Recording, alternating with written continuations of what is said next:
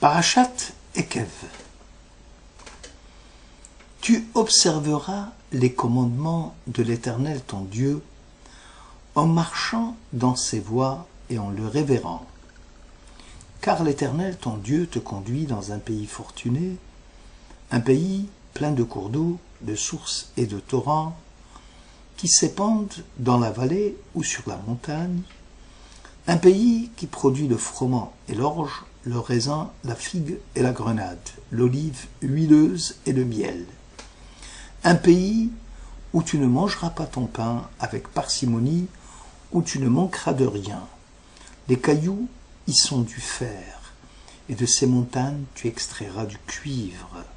Tu jouiras de ces biens, tu t'en rassasieras, rends grâce alors à ton Dieu du bon pays qu'il t'aura donné. Garde-toi d'oublier l'Éternel ton Dieu, de négliger ses préceptes, ses institutions et ses lois que je t'impose en ce jour. Deutéronome, chapitre 8. Les trésors naturels du pays d'Israël sont mentionnés avec moult de détails dans les 3 versets précités. Pas moins de 6 fois, la Torah met l'accent sur le mot Eretz, le pays.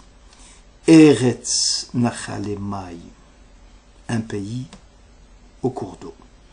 Eretz Tova, un pays fortuné. Eretz Chita, un pays qui produit du froment. Eretz Zaït, Shemen, un pays à l'huile huileuse, à l'olive huileuse. Eretz Asher lo bemiskenut, un pays où tu mangeras sans parcimonie. Eretz Asher avaneha barzel, un pays où les pierres sont du fer. Enfin, la Torah revient sur le mot Eretz, pays, pour le qualifier de Eretz Tov, bon pays, que l'Éternel ton Dieu t'aura donné. Rabbeinu Bechaye parle de 6 zones climatiques connues dans la sphère terrestre, comme climat tropical, le climat désertique, le climat tempéré, équatorial, etc., et qui correspondent aux 6 appellations du pays d'Israël. Seul Jérusalem, Yerushalayim, conserve des vertus curatives liées à son climat et devient une station climatique de choix. C'est la 7e mention du substantif « le pays ». Rabbeinu Bechaye souligne que le point de propagation des conditions météorologiques propres au reste du monde démarre à partir de Jérusalem, cette contrée centrale aux yeux de Dieu qu'est le pays d'Israël. Jérusalem étant la synthèse de l'ensemble des climats. Aussi, ce lieu de séjour privilégié est reconnu particulièrement comme étant bienfaisant, et c'est ça ce que la Torah appelle Eretz Tova, le bon pays. Abravanel, lui, souligne que la Torah évoque ici les aliments indispensables à la nourriture humaine et aux animaux. Dieu va pourvoir en approvisionnement le pays d'Israël en lui fournissant ce qui est nécessaire à son fonctionnement, comme l'alimentation en eau, en pain, en huile, en miel, en figues, en dattes. Abravanel met l'accent sur le « tu ne manqueras de rien », qui signifie qu'on ne fera pas appel à l'importation pour la satisfaction de nos besoins alimentaires. Khatam Sofer explique que la césure qui marque une pause dans le verset 2, un pays qui produit le froment et l'orge, le raisin, la figue et la grenade, un pays qui donne l'olive huileuse et le miel. C'est une allusion directe aux 2 conquêtes du pays, celle de Josué et la conquête à venir future. S'appuyant sur les versets de la Torah, le célèbre commentateur montre que l'obtention du pays au prix d'efforts et de sacrifices a été réalisé grâce à la prise de Jéricho, ville des dattes par excellence. Le mot des vaches signifie ici le miel des dattes. Quant à la conquête à venir, dont le symbole reste l'olive, Zaït, elle sera d'une importance plus grande que les premières victoires emportées. Ce jour, dit la Bible, les pieds du Sauveur se dresseront sur le mont des Oliviers. Har Hazetim. Le Gaon de Vilna, lui, pense que le monde se divise en 4 catégories, en différents niveaux d'existence. L'inanimé, le végétal, l'animal et l'homme. Et lorsqu'un être humain, dit le Gaon, mange quelque chose, et que cet aliment pénètre dans son corps, la substance consommée finit par se transformer en une partie intégrante de sa propre personne. Toutes les catégories subissent donc une élévation spirituelle par le biais de la Terre Sainte. Le pays d'Israël permet ainsi à chaque reine de connaître la forme la plus complète pour son tikkun, c'est-à-dire le principe d'achèvement d'un degré d'existence plus élevé, sur le plan de l'image divine qui est en lui. L'inanimé,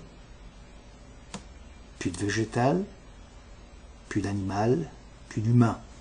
Ainsi, pour que l'homme ait le droit de tuer un animal et de le consommer, il lui faut justifier d'un degré d'existence plus élevé, moralement et spirituellement, à tel point que les sages ont pu affirmer qu'une bête n'ose pas s'attaquer à l'homme pourvu que transparaisse en lui l'image du divin.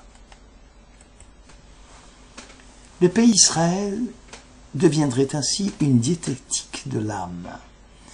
Tu mangeras et tu te rassasieras. Voilà pour l'humain. Tu ne mangeras que le pain, mais aussi la chair des animaux. Pays des froment, du froment et de l'orge. Voilà pour le végétal. Les cailloux y sont du fer. Voilà pour l'inanimé. Selon le Riskouni, le problème de l'eau en Israël est un problème crucial. Malgré la présence de quelques cours d'eau, de sources et de torrents, le pays est très dépendant de la pluie, donc de la miséricorde divine liée au commandement. Si vous écoutez mes paroles, je donnerai vos pluies en leur temps. La prière collective adressée à Dieu pour recevoir en retour la pluie indispensable à la vie constitue la base fondamentale de l'âme juive, car elle alimente l'amour, la crainte et la miséricorde, et l'association avec les patriarches qui l'ont instituée est ainsi établie. Abraham, bonté, grâce, chesed, Yitzhak, gvura, la rigueur, Jacob, la beauté, l'harmonie, tiferet, ou rachamim, la miséricorde, en fait, l'harmonie entre chesed et gvura. Keli Yakar écrit à propos du verset « Un pays où tu ne mangeras pas ton pain avec parcimonie ». Le pays d'Israël, au contraire de l'Égypte, n'a pas besoin de grands hangars pour stocker les vivres, ni de villes d'approvisionnement comme Pitom et Ramsès. L'abondance des récoltes est permanente et il n'y a pas lieu de craindre, dit l'Éternel, la pénurie. Or Haïm cherche les raisons qui poussent les riches à épargner. Il souligne que d'une part, l'origine de l'épargne est la crainte d'un retournement brusque de situation, et d'autre part, le souci de paraître fortuné, et que les hommes viennent à jalouser le détenteur de richesses. En Israël, dit le commentateur, rien de tel. Promet Dieu, la terre était distribuée en fonction des paysans qui la travaillent et du partage qui a été fait par Josué.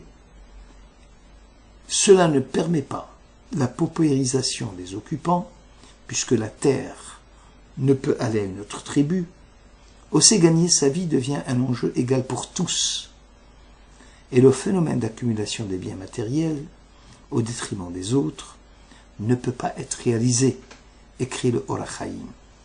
Rabbeinu Bechaye rapporte que la Torah, en parlant de la nourriture matérielle, fait référence surtout à la spiritualité. On sait que Torah, c'est l'Echem. La loi, c'est le froment.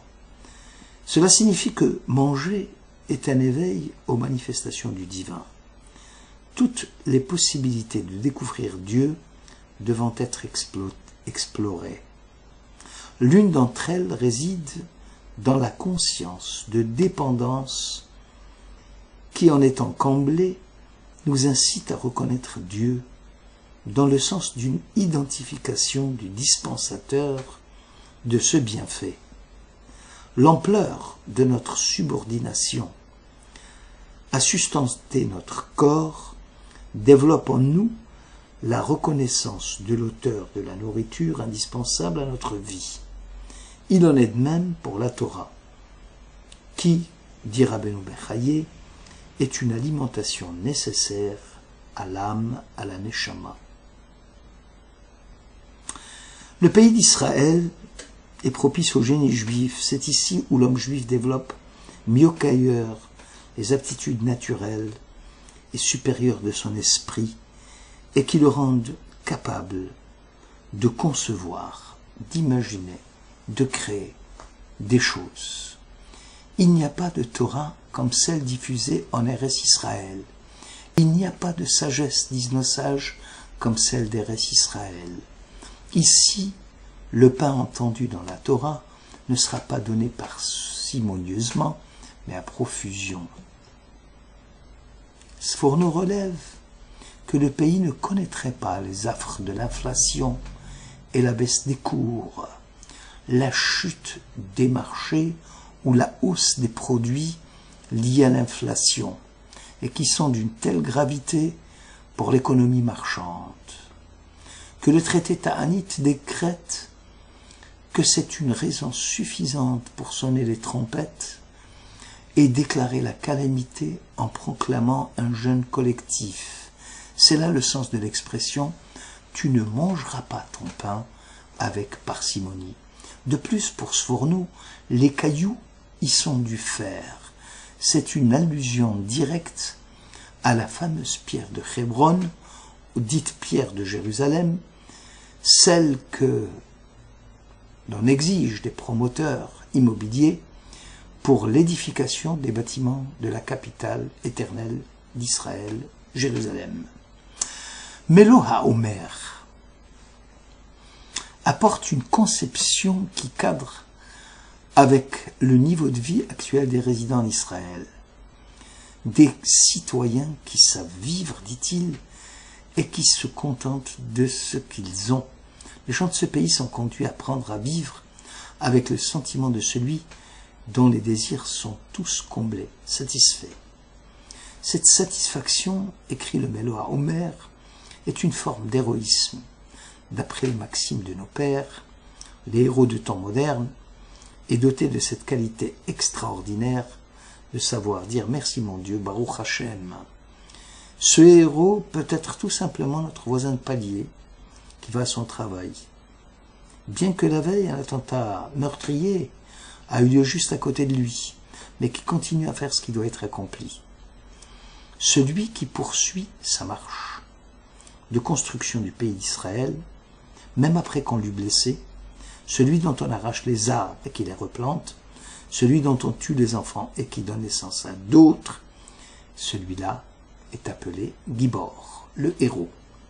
Le Gaon de Lutsk explique ainsi la sentence « Tu mangeras, tu te rassasieras et tu béniras l'Éternel, ton Dieu ». La satiété, disait-il, consiste dans le sentiment d'avoir tout. Il est dit de Dieu, il rassasie toutes les volontés de ses créations. Il appartient au Très-Haut d'insuffler aux êtres créés la satisfaction de devenir des hommes et des femmes comblés. C'est une bénédiction suprême que le Créateur a octroyé au pays d'Israël. Cette nouvelle forme d'héroïsme dont parlait Benzoma se conquiert à partir des victoires emportées dans l'âme de l'individu.